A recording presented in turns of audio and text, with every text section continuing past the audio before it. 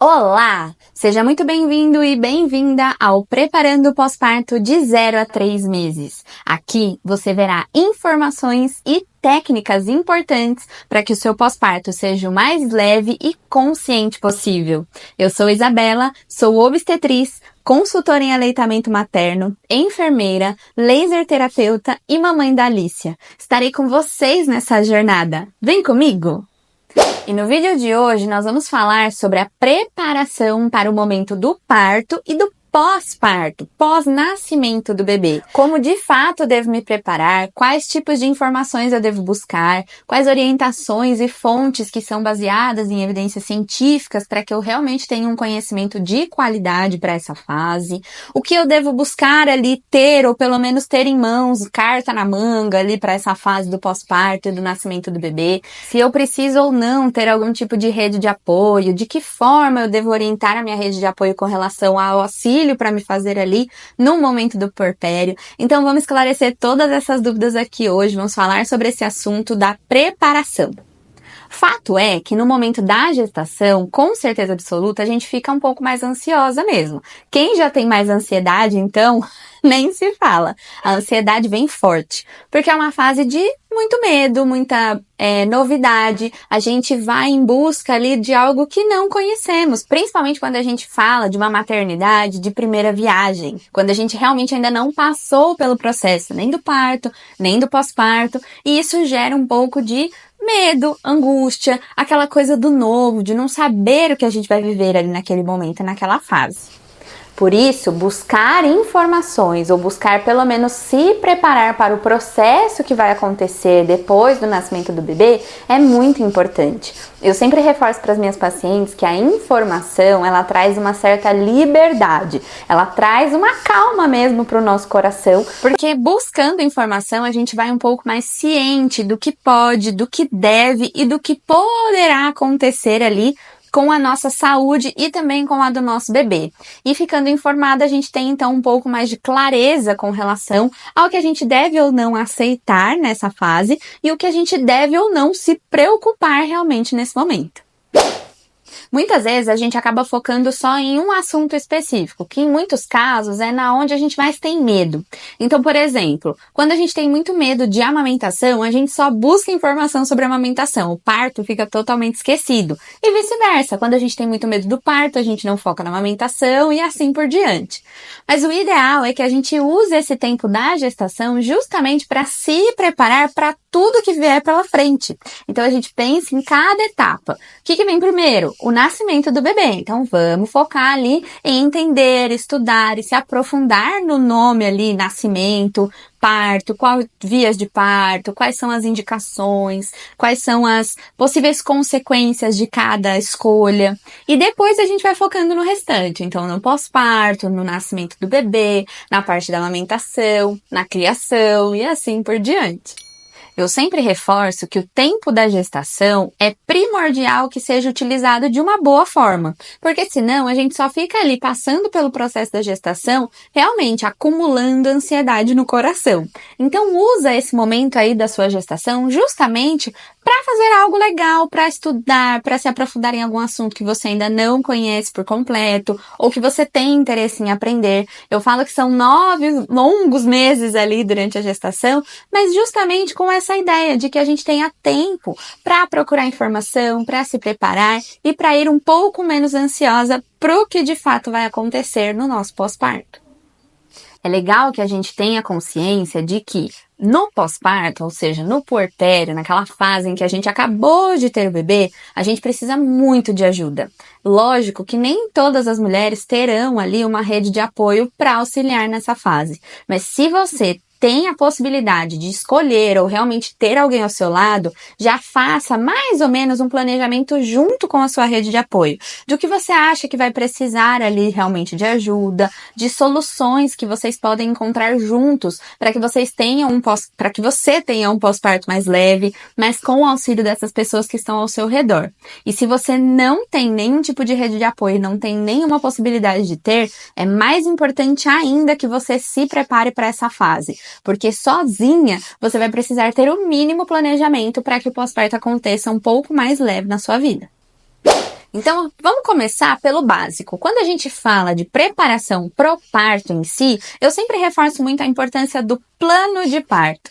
E o que é o plano de parto? O plano de parto, gente, é um documento super importante que vai conter ali informações importantes de escolha para o momento do nascimento do seu bebê.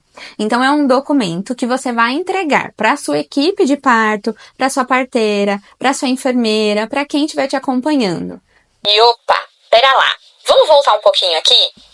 Esses profissionais são todos capacitados para te acompanhar durante o nascimento do seu bebê. Mas vamos entender um pouco mais sobre a função de cada um deles para que a gente consiga se situar melhor no momento de escrever e realmente ter ali em mãos o nosso plano de parto?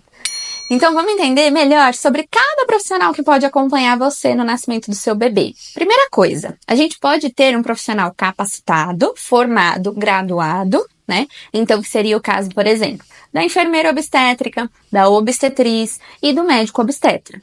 Esses profissionais, eles são capacitados para a parte mais técnica do parto, né? Ou seja, para realmente intervir em situações técnicas se necessário for, tá? Então, por exemplo, a enfermeira e a obstetriz são profissionais capacitados em graduação, né? Elas são formadas ali numa faculdade da área da saúde, ou em obstetrícia ou em enfermagem, e especialização em obstetrícia. E essas duas profissionais são, então, totalmente capacitadas para que acompanhem o momento do parto do seu bebê. Seja ali todo o processo do trabalho de parto e o parto em si do bebê, ou durante todo o processo do trabalho de parto e encaminhamento do parto. Já o médico obstetra, ele também vai ser capacitado para esse acompanhamento desde ali do trabalho de parto todo, o parto em si e com um a mais que seria o processo da cesariana. Então, o procedimento de cirurgia, né, o procedimento cirúrgico só está, então, atrelado ao médico obstetra. Enfermeira obstetra e obstetrizes não são capacitadas para o procedimento cirúrgico. Tá, Isa, mas o que é doula? É a mesma coisa que a enfermeira e a obstetriz? Não. A doula, ela tem um papel totalmente diferente desses profissionais que foram citados. Mas não, ela não é menos importante. Pelo contrário, a doula é tão importante quanto todos os outros profissionais que podem te acompanhar no momento do nascimento do seu bebê. A doula, ela tem um respaldo mais voltado para a parte de cuidar, sem a parte tão técnica que a obstetriz e a enfermeira têm, ou o médico obstetra.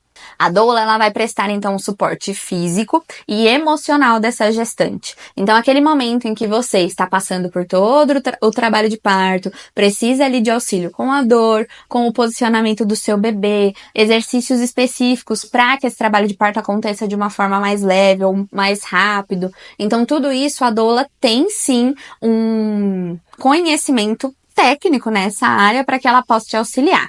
O que a doula não pode fazer? Ausculta, exame de toque, essa parte mais médica da coisa. Então, isso não cabe ali, não compete ao atendimento da doula. Mas todo o restante ali do atendimento com relação ao auxílio da dor, a melhora ali de posicionamento do seu bebê, auxílio no seu trabalho de parto, a parte emocional, a parte de cuidado com essa gestante, com a integridade dessa gestante, desse bebê, tudo isso a doula vai ser capacitada para fazer.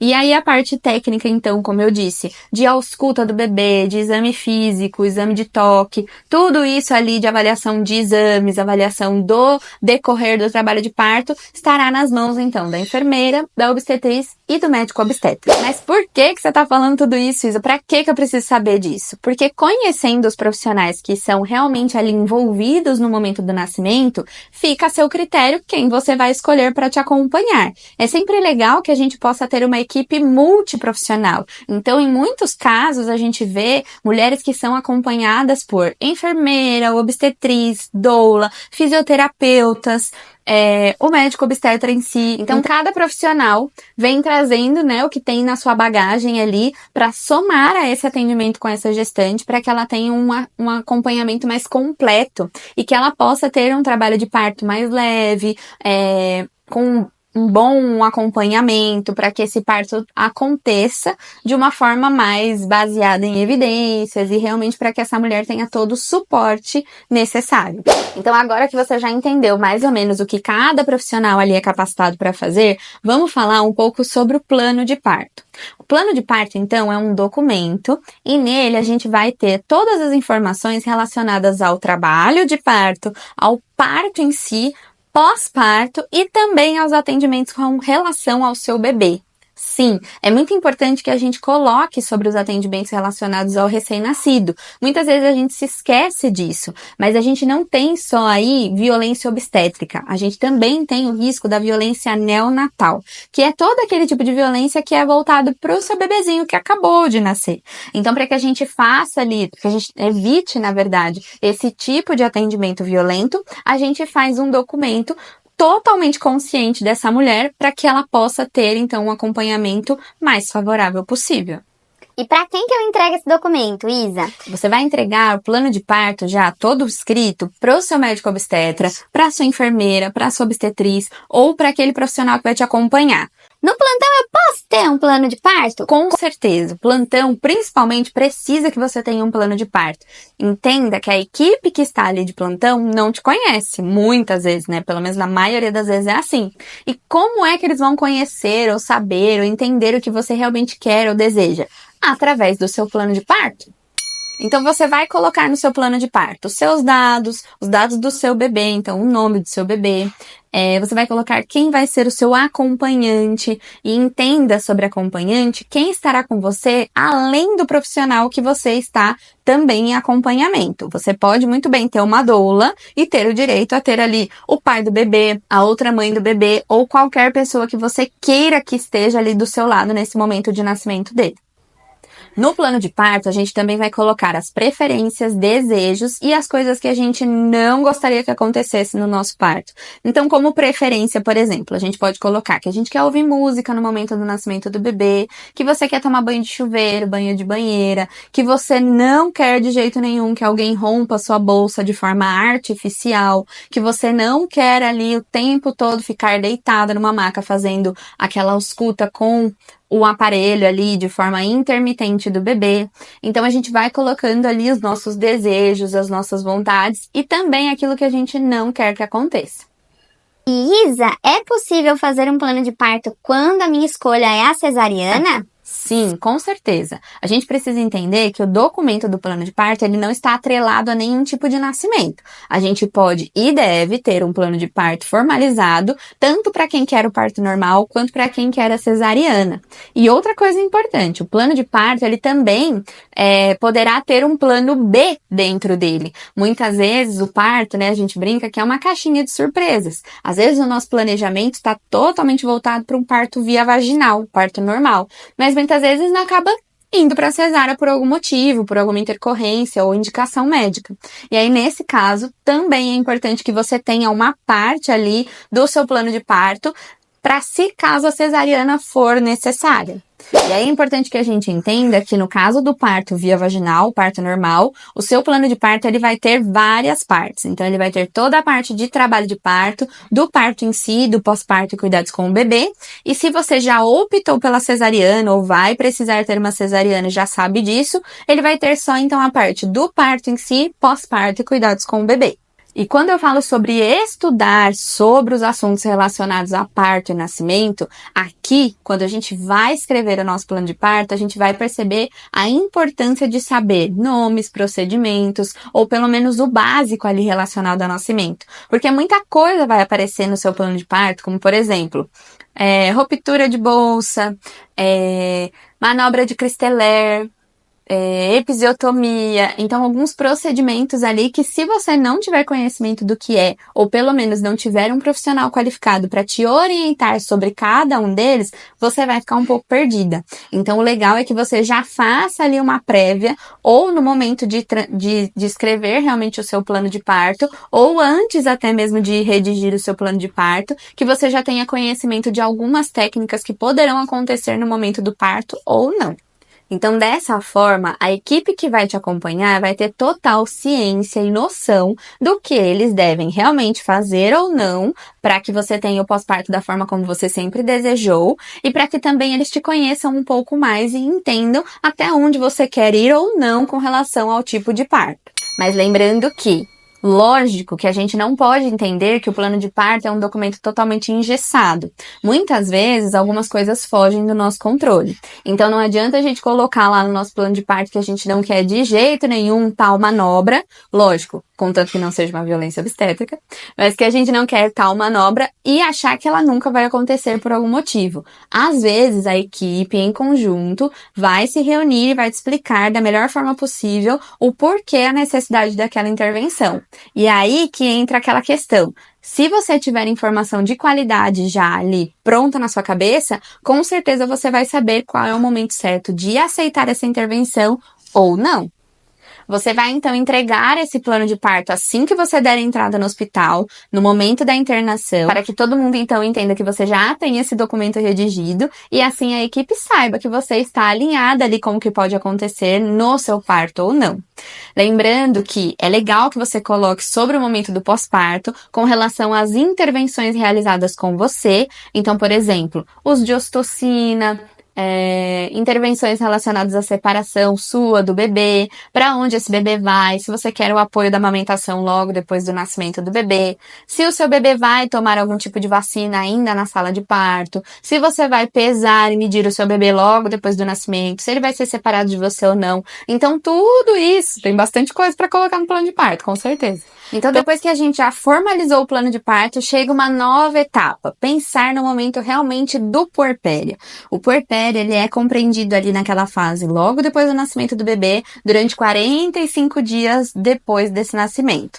Mas entendam uma coisa, o seu bebê só vai ser um RN durante 28 dias. Então, a fase de maior intensidade ali desse puerpério dura normalmente dentro desse período. E é aqui que você vai entender, então, se precisa ou não de uma rede de apoio, ou se você tem como ter uma rede de apoio ou não. Se você tem a rede de apoio, é o momento ideal para que você entenda como solicitar a ajuda dessas pessoas. O que você vai querer que eles façam por você? Algumas mulheres preferem que essa rede de apoio auxilie nos cuidados com o bebê.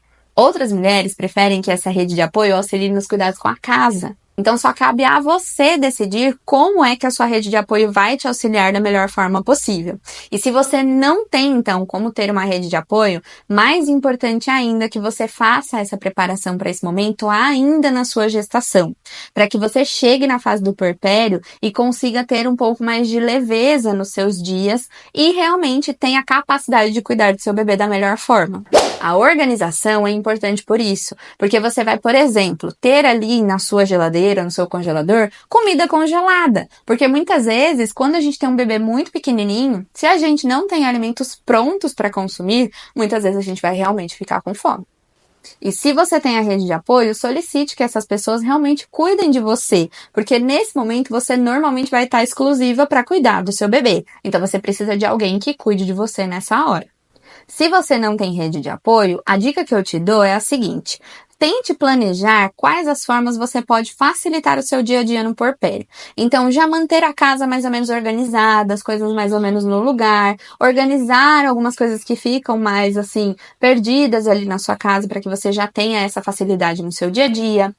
Fazer alimentos ainda durante a gestação, marmitas mesmo, deixá-las prontas para que você tenha o que consumir no seu dia a dia depois do nascimento do bebê de forma rápida e prática, para que você não tenha que parar, cozinhar, fazer alguma coisa mais elaborada e mais demorada.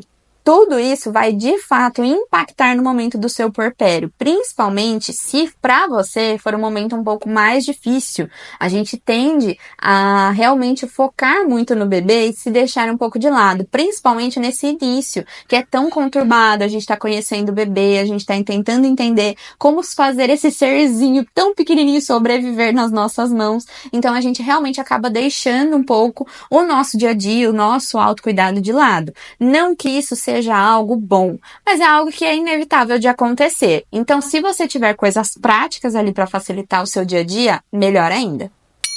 Outro ponto muito importante é que você tenha consciência de que existe um período chamado blues puerperal, ou Baby Blues, que é uma fase de maior melancolia, estado de tristeza ali, até mesmo desânimo, que acontece logo depois do nascimento do bebê. E não é porque você tá triste, não é porque você não ama o seu filho, não é porque você não gostaria de ter um bebê em casa, mas é por conta realmente da oscilação hormonal, da fase ali em que o seu corpo está enfrentando, de novidade, de mudança muito brusca, de um nascimento que acabou de acontecer. Então, a maioria das mulheres passa por essa fase de blues aí, de baby blues, tá? Mas o que não pode acontecer?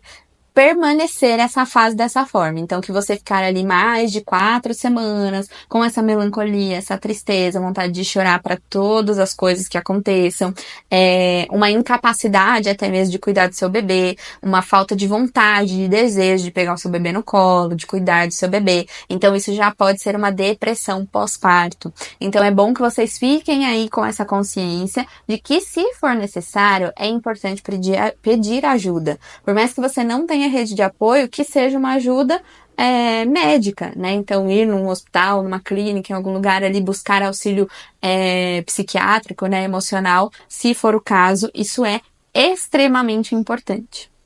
Outra coisa, durante a gestação é legal que você já faça um planejamento do seu enxoval, preparar o que você vai então comprar ou precisar ali para o seu bebê. Na grande maioria das vezes, nesses primeiros meses com o bebê em casa, a gente evita bastante sair, né? A gente pelo menos busca não sair muito para lugares aglomerados, cheios de gente. Lógico que você pode e deve fazer um passeio ao ar livre, isso é importante também para sua cabeça, mas eu tô querendo dizer assim, ir em loja, comprar alguma coisa que não teve, que faltou do seu enxoval, a gente normalmente evita esse tipo de coisa. Por isso que o planejamento, né, do seu enxoval ali durante a gestação, para que você já tenha tudo que for necessário no momento do nascimento do seu bebê, é super importante.